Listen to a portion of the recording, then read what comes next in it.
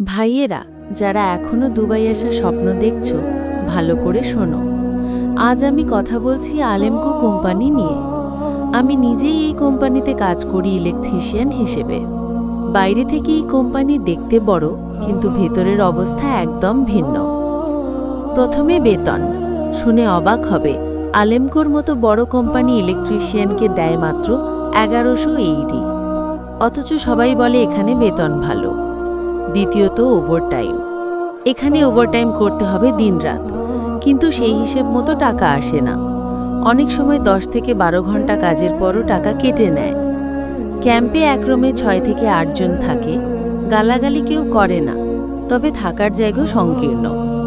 খাবারের জন্য অনেক দূরে যেতে হয় এবং সারা রোদ ঝলসানো গরমে হাঁটতে হয়।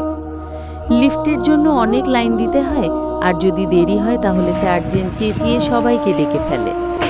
7টায় ডিউটি শুরু, আর 5টার সময় লিফটের লাইনে দাঁড়িয়ে থাকতে হয়। খাওয়ার সময় 1 ঘন্টা হলেও খাবার 12টার মধ্যে না হয়ে 1 ঘন্টা কেটে নেওয়া হয়। ভাই, তোমরা ভিডিওতে দেখতে পাচ্ছ কত দূরে থেকে যেতে হয় এই রোদের মধ্যে। সুপারভাইজার আর ফোরম্যানদের ব্যবহার, তারা সাধারণত গালিগালাজ করে না, কিন্তু চাপ দেয়। তুমি যত ভালো কাজ করো না কেন, ওদের খুশি করা খুব কঠিন। অনেক ভাই এখানে এসে কান্নাকাটি করে দেশে ফেরার কথা ভাবে, কিন্তু ভিসার জন্য টাকা খরচ করে এখানে এসেছে, তাই উপায় থাকে না।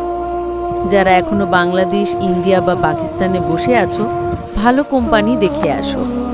এলএমকোতে যদি আসো, জীবনটাই নষ্ট হয়ে যাবে। আমি নিজেই এখনো এই কোম্পানিতে ফেসে আছি।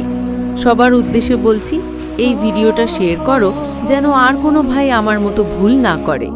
এলএমকো কোম্পানিতে আসার আগে 100 বার চিন্তা করো, নয়তো কষ্ট ছাড়া কিছুই পাবে না।